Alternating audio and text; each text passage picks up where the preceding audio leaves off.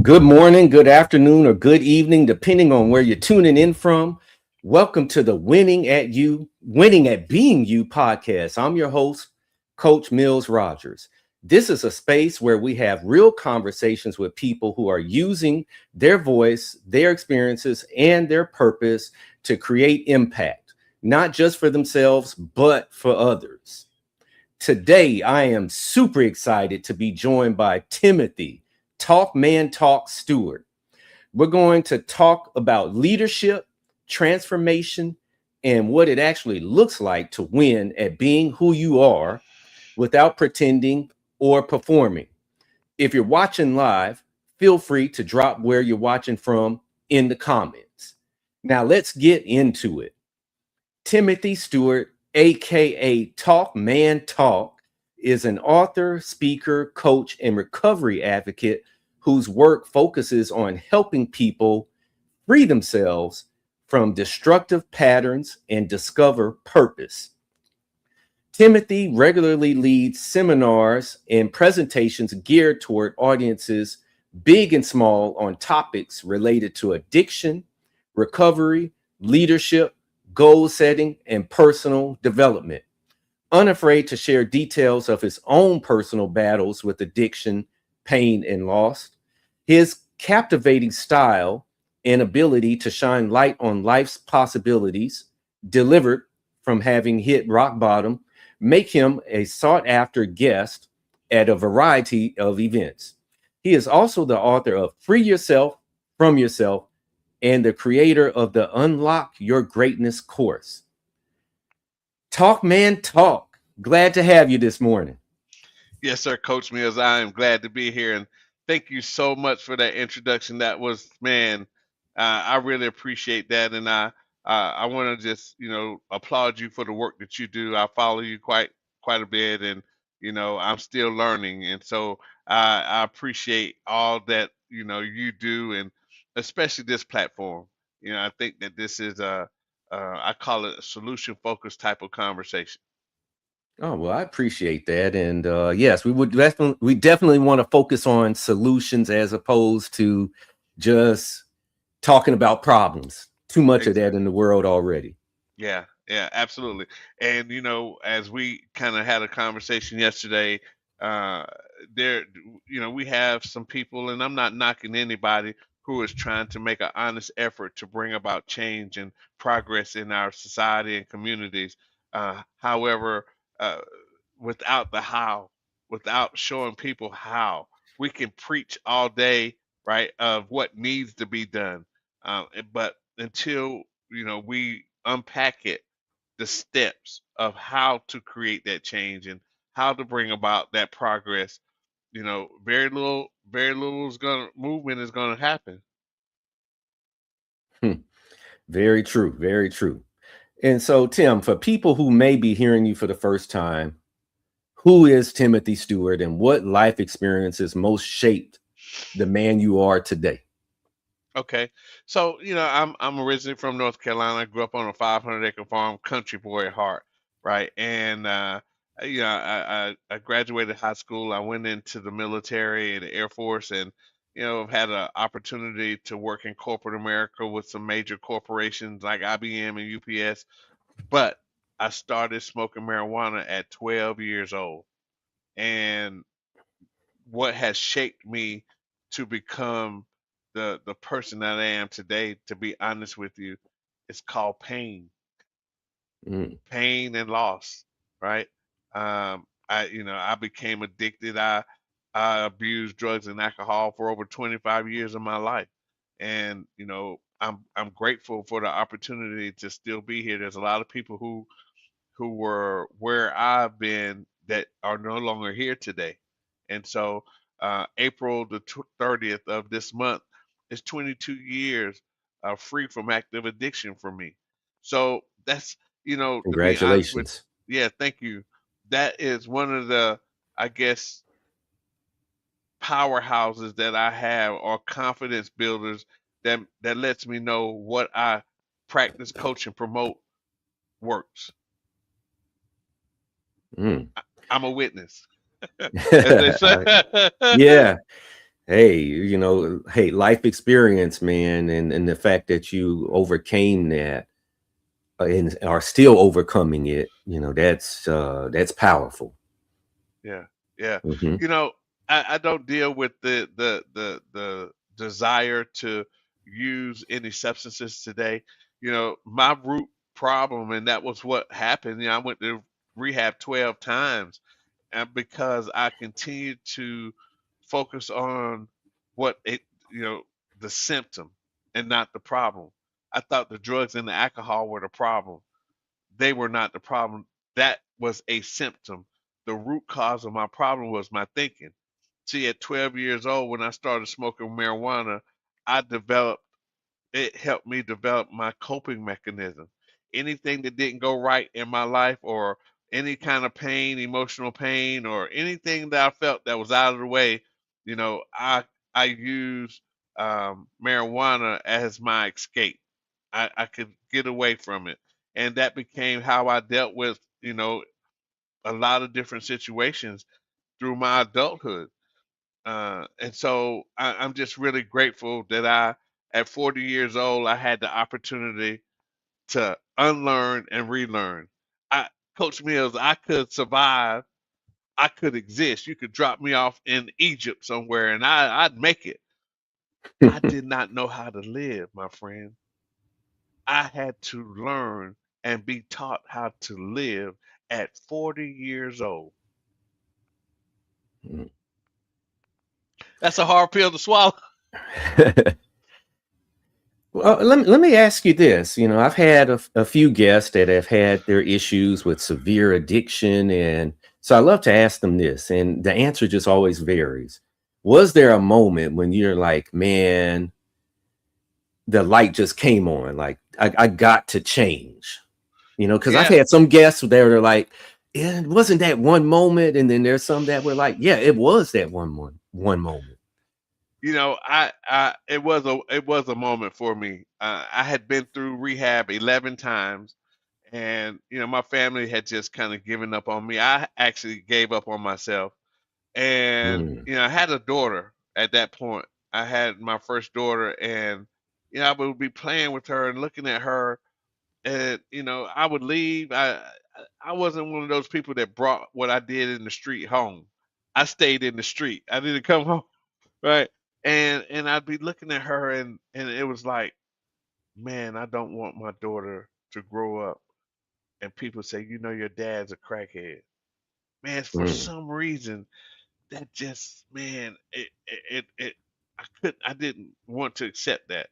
And then one day I went in my mom's office, and this was that defining moment. She said, "Son, I love you. I'll always love you. I do not like the lifestyle that you're living.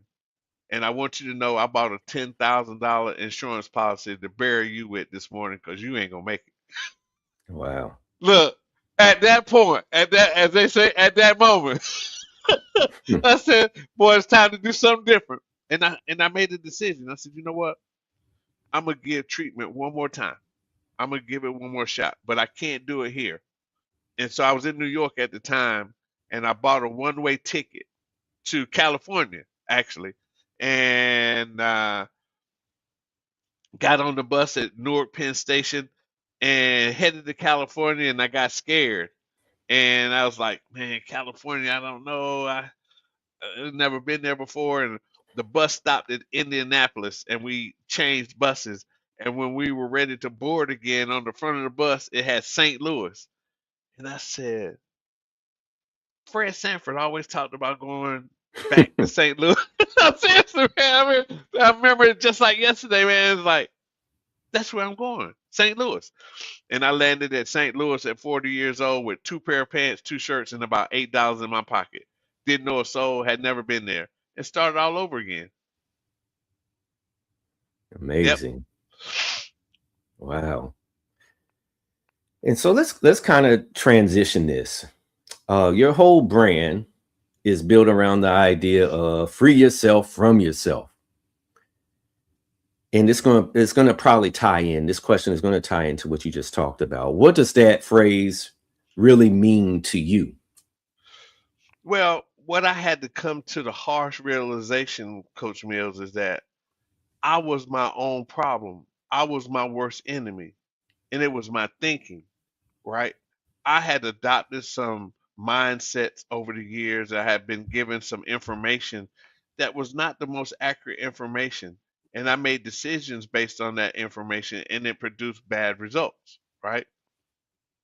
And what I came to realize is that, yeah, I could make excuses. I could be the excuse king, or why this didn't work for me, why this happened to me, and why this and why that, right? And it's because of my dad, my uncle, my mom, but when I had to face reality and I had to make that harsh admission that I am my worst enemy, I needed at that point to free myself from myself. It's a mindset. I had to unlearn and relearn. That's the premises behind free yourself from yourself. Why do you think people avoid, I guess, being accountable? Because I think that's what it's coming down to. Well, as humans, we are creatures of habit, right? And so it's hard to break habits. And when we adopt, when and we can get into human functionality.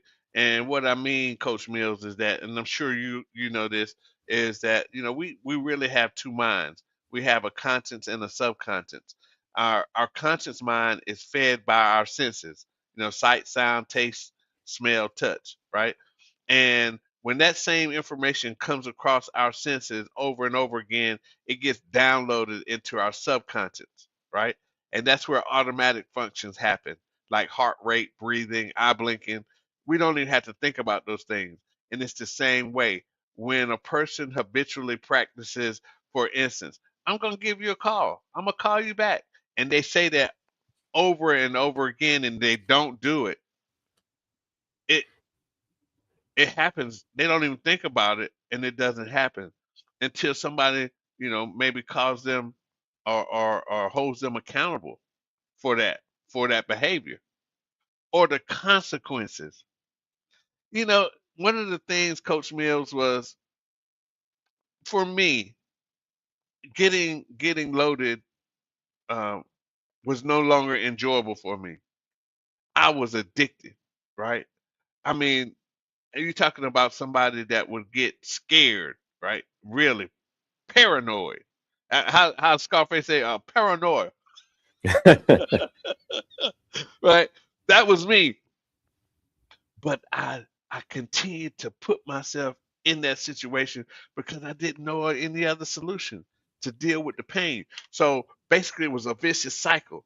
I would do something today that wasn't about me. I hated it, and tomorrow morning when I woke up and thought about what I did yesterday, I needed to medicate that pain, and that vicious was a vicious cycle, right? So, And so let me ask you this though. A lot of times people be like, well, I do this because I was raised a certain kind of way, because of my daddy or because of my mama or whoever else. And so they pretty much put their responsibility on those people. uh-huh. I mean, what are your thoughts on that? Well, that's called the blame game. I did that for many years, and it takes a person like free yourself from yourself to get to the point where they see that okay, the consequences from behaving this way um, requires me to make a change.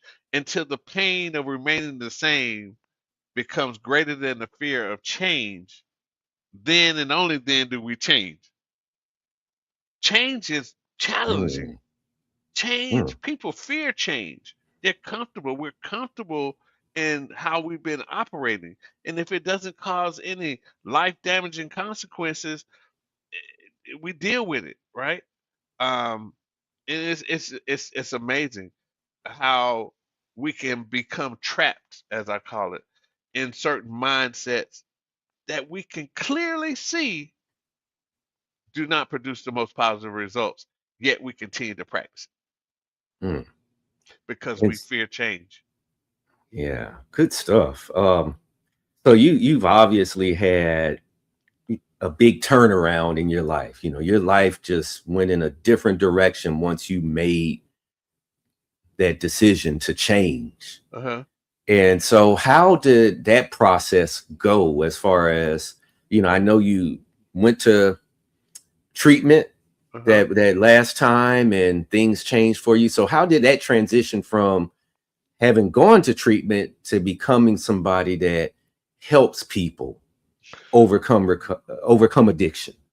Well, what the as again a defining moment was when I had the revelation, Coach Mills, that drugs and alcohol were not my problem. I had landed in St. Louis. I had to sleep in the homeless shelter for 2 weeks before a bed became available for me at the treatment center, at the VA. And the night that they took me to the VA, it was after they had had dinner. So they were going to give me dinner, but everybody else had already eaten. So I was in the chow hall all alone, and I'm sitting there, and I'm in a lot of pain, my friend. Tears are coming down my eyes. I'm 40 years old. I've been homeless before. I've been in treatment before, but now I'm 1,200 miles away from everybody I know. I'm missing my daughter. I'm in this position again, and I got mad, and I hit my hand on the table, and I said, God, why does this keep happening to me?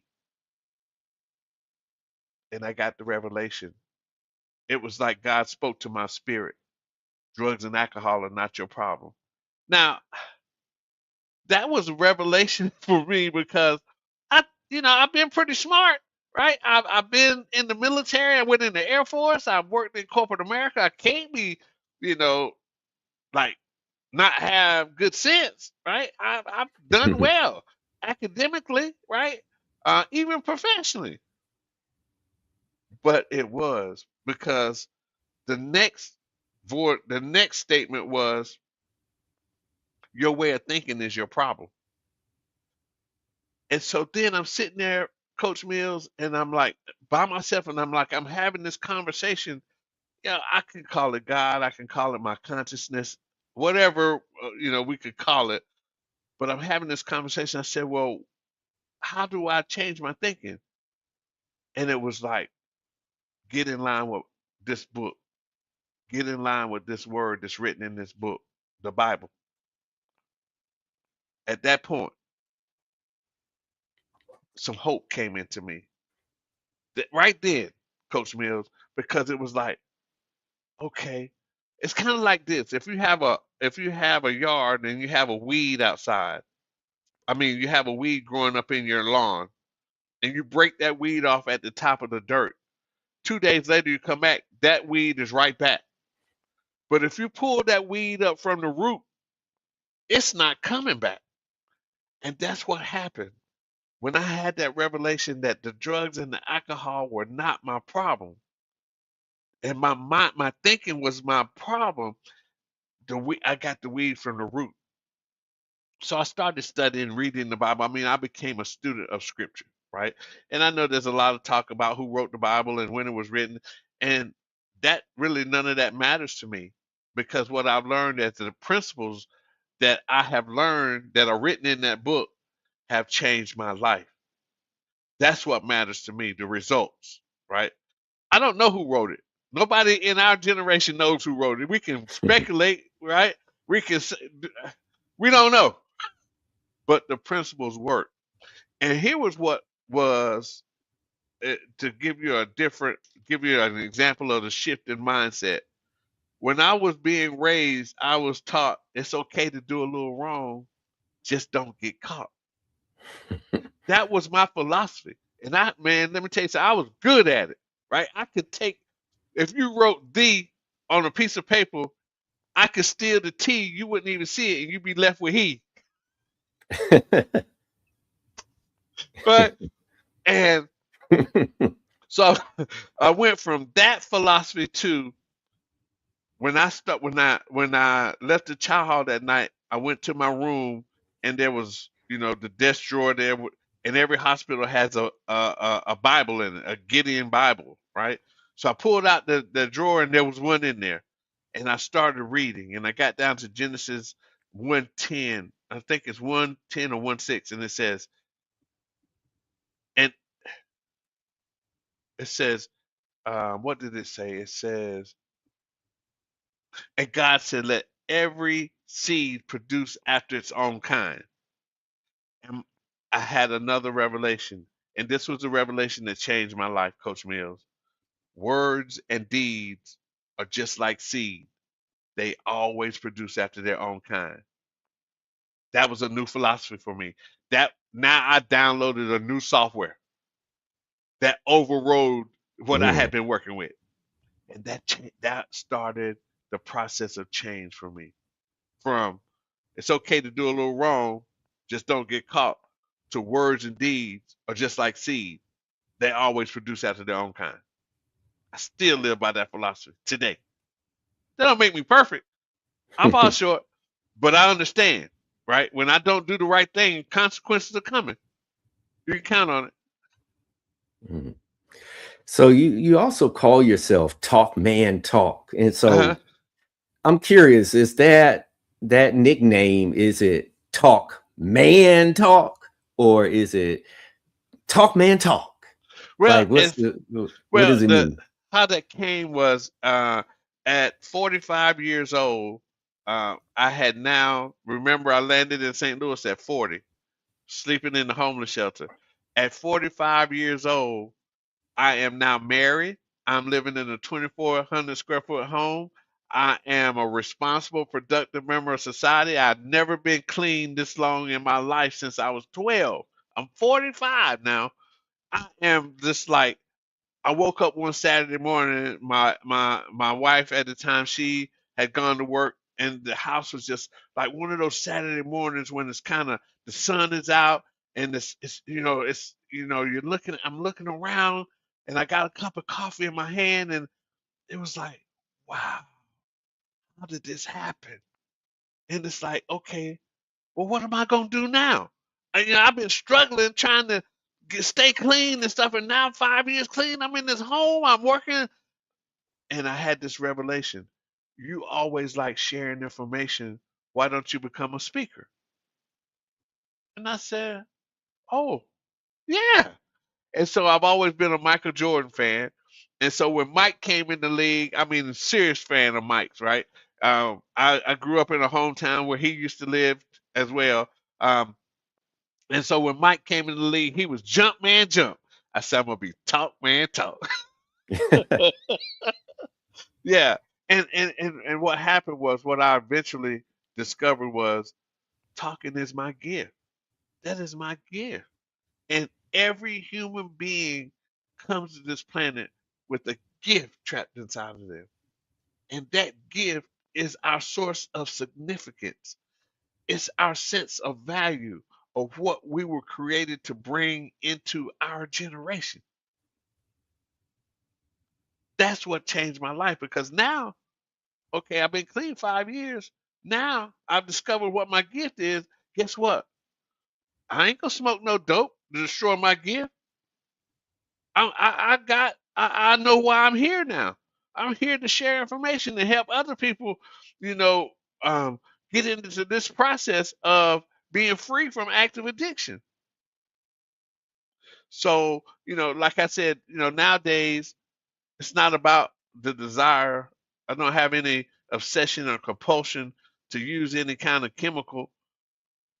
My goal now is to make good decisions every day to the best of my ability.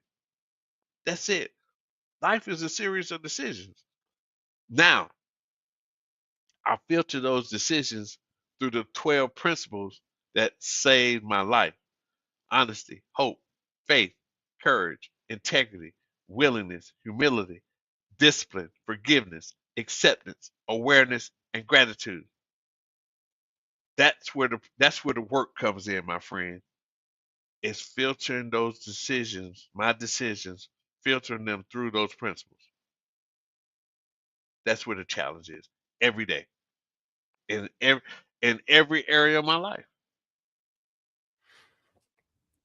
Do those principles tie into the course that you created? I know you have this Unlock Your Greatness course, and so are those Is that like a theme of the course, or is it kind of integrated in some form or fashion? It is the absolute theme of the course because those 12 principles, and let's define the principle for our audience so that we are all on the same page.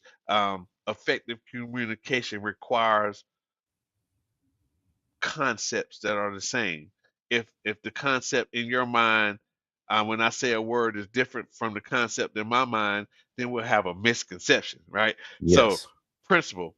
A principle is a fundamental law that guides our decision making process, empowering us to live a lifestyle of integrity and morality. A principle is in Principles are inherent in creation. They were here when we got here. We didn't create them. God created them, the universe. We didn't create. They are not man-made. Nobody creates honesty. Nobody created faith. They were here when we landed here. They are universal. They will work in New York, LA, or Japan. They are non-partial. They will work for black people, white people, red people, tall people, short people, any kind of human. And I, they I are love and I huh? love that you said, and boy, that's very thought provoking what you just said, that nobody created honesty. Nobody. Nobody created integrity. Wow, that's powerful right there. And I had to learn that, right? That's what I had to learn, get an understanding of these principles so that I could apply them. And then, like you said, the 12 principles are the cornerstone of what free yourself from yourself and unlock your greatness. Because do you know, Coach Mills, that these principles represent the most powerful government on the planet? Hmm. Do Most you know what powerful. the No, most go ahead. powerful the most powerful government on the planet is not democrat democracy or republican or dictatorship. The most powerful government on the planet is self-government. Mm, That's what I had to do. I had to govern myself. I had to learn how to govern myself. That is what produced the change in my life, period, point blank. hmm. And so relating that to your unlock your greatness course, um, you're pretty much teaching whoever takes the course self-government. Yes, well, here's what it's designed to do. It's designed to help individuals identify their gift so that they can discover their purpose. And now we teach them 12 principles to protect both their gift and their purpose. Because we've seen people who identified their gift, they discovered their purpose, but their gift destroyed them because they didn't have the 12 principles, like Marvin Gaye, Whitney Houston. We've seen people Mm, with powerful gifts destroy them because they didn't have the 12 principles. So the course is full circle because, see, the formula for success for any human being on planet Earth. I was listening to someone the other day and they said, this thing is deep. No, it's not deep. It's very simple. And I think in a lot of cases in our society, we've become too deep where people don't understand it. And sometimes that's intentional, right? But well, I used to listen to this one guy, Joe Madison, on the radio. I don't know if you ever heard of him, no, but no. he was an activist. He was on Sirius XM, and he always said, "You got to put it where the goats can get it." I Hmm. like that. Right. I Yeah. like that. And it's the same for 8 billion people on the planet. I'm going to give the secret right now. Is to discover your gift, train that gift, and then serve that gift to the world. That is the formula for success for every human being on this planet. We all come here with a gift. Everybody. And okay, let's define gift. It is the inherent capacity to fulfill a function that meets a need in creation. I say it one more time. The inherent capacity to fulfill a function that meets a need in creation. See, Coach Mills, your gift is not for you. Your gift is for me. I need your gift. My gift is for somebody else. Like mechanic. I need his gift when my car is not working. A dentist, I need that person's gift. See, we were created to be interdependent, not independent. So let me ask you this, because you mentioned a couple of, I guess, big names, stars, Uh like huh. Whitney Houston, for example, Uh huh. who, of course, very successful as far as her singing career, but was troubled. And Yes. so what you're talking about, how would that apply to somebody like Whitney Houston? How would that have applied to them It was so or to her? unfortunate that that gift was taken from us. And I can tell you, like, I wish I'd have had a chance to talk to Whitney and even Bobby Christina. That was so, man, because and I'm gonna say this: a lot of people want the solution to come from out of the sky. This deal called life is not a magic trick. It doesn't happen by osmosis. Success does not happen by osmosis. You know, Coach Mills, you are an entrepreneur, you're a speaker. We were just talking. Nobody just rings the phone off the hook for you to come. You've got to do some work, man. And I was listening to the interview before Whitney died. She was with Oprah, and she said, and I'm not knocking belief systems. Everybody has the right to their own belief system, right? But she says, God's got this. And I think Whitney had a sincere desire to change, but she didn't get introduced to the principles. She didn't. Well, let me say, I won't say she didn't get introduced to them. She never took the opportunity to understand and apply them. Because Mm. look, I was no better. I look at Bobby right now. Bobby is doing great, man. He made it out. I'm gonna tell you something. That dude, that brother is a. You want to talk about a miracle? Bobby Brown is a miracle, brother. And so, that's what I would say to anybody. Again, to answer your question, Coach Mills, and we see this a lot. There's a lot of programs in our society that treat the symptom. Like if my hand is there's pain in my hand, the pain is not the problem. It is a symptom that there is a problem. We say we have an opioid epidemic. That's the wrong focus. Do you know what the number one common issue is of people that I work with as a life coach, especially since COVID? The number one most common issue. Any idea, Coach Mills? Number one common issue, man. I like that question. I was trying to think about it as you were saying it. I'm going to, oh man, I would say discipline, self-discipline. No. No, the number one most common issue people suffer with is they don't know why they're here. They do not know who they are. That makes sense. So if I don't know who I am, I don't know my purpose, then I don't know my value. If I Hmm. don't know my value, I'll put myself in situations and circumstances and environments that don't mean me any good because I don't know my value. I just saw a month or so ago this young lady attacking a teacher, right? And it was so sad to see this.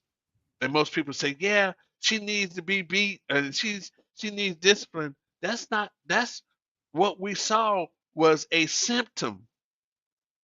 Her behavior was a symptom. It's not the problem. Her In problem. situations like that, I find that people often want to do something that makes them feel good. So That's exactly right. those consequences, like, oh, she needs to be beat, that makes That them person feel feel good. good. Yeah, yeah. Yeah, It does doesn't nothing solve for the anything. for the for the root problem. The root problem is that young lady doesn't know her value. And what was so sad also about that scenario, that scene, Coach Mills, is that the other kids, they looked at it as entertainment. Nobody Mm. approached that kid and said, "Hey, you out of order." Nobody. None of her peers said, "Hey, wait a minute, come on now. That's not right." So we have a generation that that we need to get a focus on, and we need to stop expecting to practice things that never worked to produce a different result. You That's know, and I insanity. yeah, and I like what you said that never worked because I mean, being having been an educator and of course a parent and that sort of thing, people talk about, well, the good old days and blah blah blah, and I'm like, I've told kids when I've had assemblies, I say, hey, look, there was people acting the fool back in the 80s and whatever else. I had classmates that were bad. Yeah. you know, Uh-huh. they were, they Right. were doing some stuff, and it's funny because now you see them you see these same people that was acting the fool in school on social media talking about, oh, these kids nowadays, and I'm like, wait, what? You, like, man, you was crazy. Shoot, what are you Right. talking about? Yeah. And so yeah, some of these things they never really worked. It's Yeah. just people matured over time, We don't 20, want to. 30 years. So many people don't want to accept reality. Man, that was one of the things that I had to do, Coach Mills. Reality is not how I hope or wish or think things should be. Reality is how things actually are, right?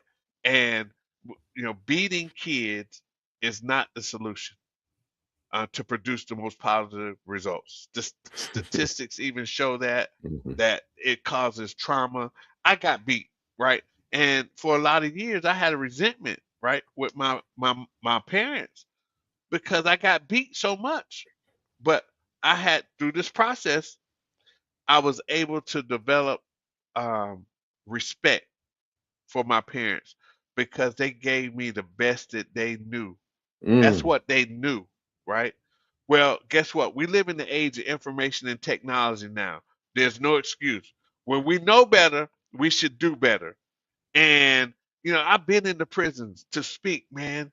And I'm gonna tell you, Coach Mills, it'll take your heart, man, to see so many people who look like us locked down. But yet, mhm. we practice some of these traditions and these rituals that had never worked, and we still promote them. We got to do something different. My course is something different. Hmm, mm. Man, I commend you for that, man. I mean, it just the way you just framed that, I love that you're like, hey, this is something different because yeah, that other stuff, most of those guys that's in prison, they got beat. Sixty You know, that percent statistics show that 60% of the males who hmm are incarcerated were physically abused as a young kid. hmm Yeah, 60%. Yeah. But I yet we want mean, to still promote that. Come on, man. We got to do. We got to get away from that. We got to do something different because in our society today, you know this. What's the new buzzword? Outcomes. Let's look at the outcomes, right? The results are not favorable. So yeah, why continue to promote a program that doesn't work? yeah. Because again, people want to do what feels comfortable to them, and it's a tradition or Yeah, ritual, and they yeah. believe it made them into who they are today. But then they're not realizing that, hey, maybe if there was a different approach, maybe it wouldn't have taken you as long to figure Bingo, something out. bingo. I tell you a story. A couple years ago, there was this story in New York about this guy who came home and found his 16-year-old daughter in the bathroom having sex with her boyfriend, right? And the reason it made the news is because he beat the boyfriend half to death and beat his daughter, right? And Mm, so, of course they locked him up and they should have. And I said, here's an example of how we have missed the mark. What should have happened? You want me to tell you what should have happened, Coach Mills? What should have happened is he should have laid the belt on the table and let them beat him because he did not teach his daughter her value.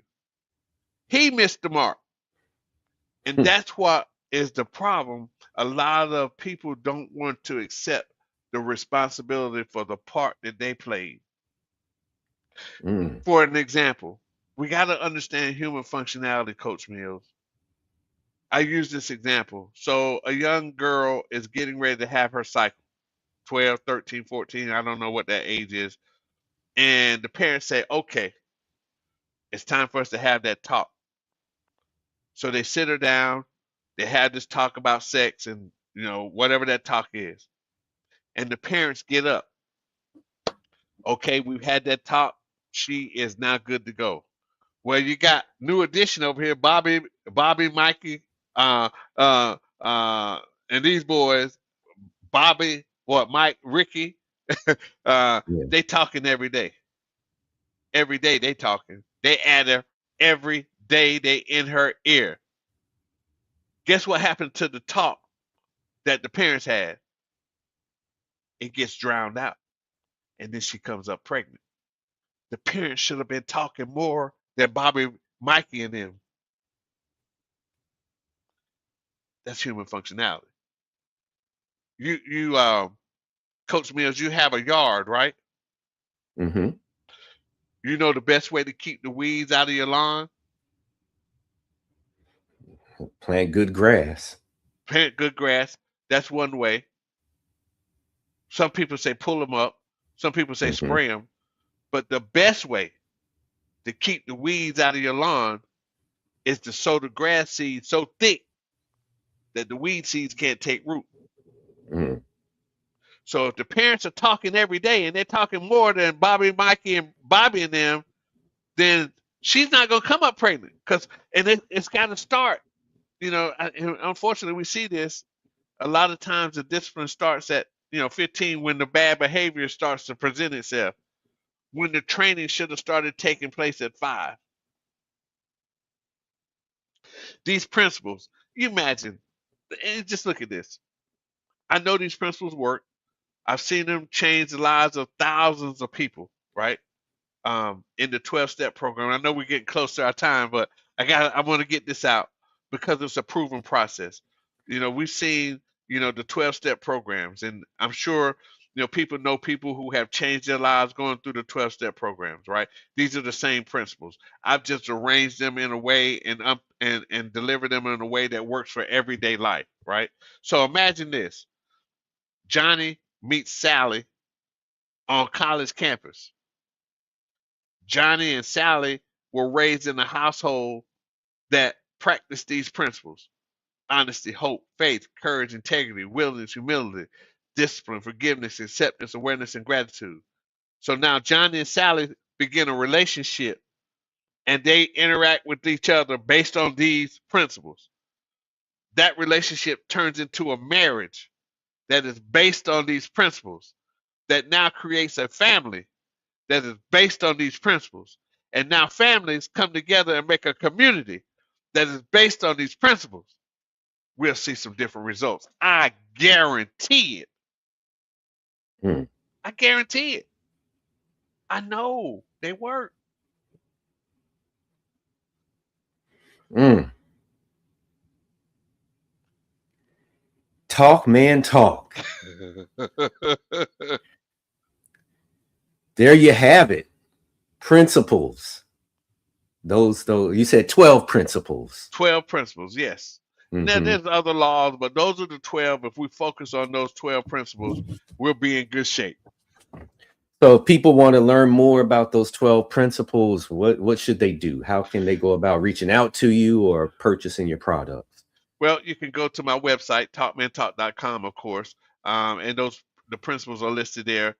We do offer posters because that's one of the things the school districts are putting posters up so kids, I got to go here. Um, I was just watching Remember the Titans the other night, right? And remember when the two leaders started holding the other team players accountable? That's what you want. You want these because it's amazing that a 15-year-old will listen to another 15-year-old better more so than they will a 30-year-old. That's just they will, right? And so individuals can also go to our course site, which is unlockyourgreatness.net. Unlockyourgreatness.net. And there, the course is there. We offer some private coaching as well. We'll create some plans, but the course is there. And I'm telling you, Coach Mills, out of the progress I made in my life, this course is my signature, right? It's so far it is the signature because I know how it can change the lives of individuals. Period. Point blank. Hmm. Well, I just hope that anybody that's watching or listening and maybe feeling a little uncertain about themselves, unhappy where they're at in life, here's your story about how you had hit rock bottom and now you're doing all these incredible things. I hope they find inspiration in that, and it could be a catalyst for them. And Yes. so again, I appreciate you sharing your story with us. Yeah. I man, I'm so grateful for you, Coach Mills. You know, we did this deal yesterday and just giving some behind the scenes conversation. Yesterday our the tech wasn't working the way it should, and Coach Mills said, you know what? Let's do it again. Let's do it again. And I love that, right? Because I think that you really understand the value of what I promote. I mean, it's similar to what you do. You've been in the education arena. You see that we need to do some things different, and so I really applaud the work that you do, and that's what it's going to take. It's going to take a collaboration, right? The one of the things that these 12 principles promote is not only inner peace, self-government for the individual, but common unity for our communities, school communities. So now it takes the opinions out. A counselor, a teacher, or a parent can all talk about honest. They can all question a student about integrity, and it's the same message. The message is consistent. Mhm. Well, all right. Well, again, I appreciate you. I appreciate your flexibility, that, hey, you're available today. Yeah. Uh, with the issues that happened yesterday with our tech issues and everything. And, I just felt compelled, like, no, I want the message to get out. And, you know, everybody that I invite on here, y'all have a great message. And so I Yeah. want to make sure that your message is clear and people can understand it Yeah. without any difficulty. And so again, I just appreciate your flexibility, and it went great this morning. You just dropped so much wisdom on us. And so again, thank you so much for coming on. Yes, sir. Thank you. I appreciate the opportunity. Well, there you have it, folks. Change happens one person at a time, 1 second at a time. Let's go.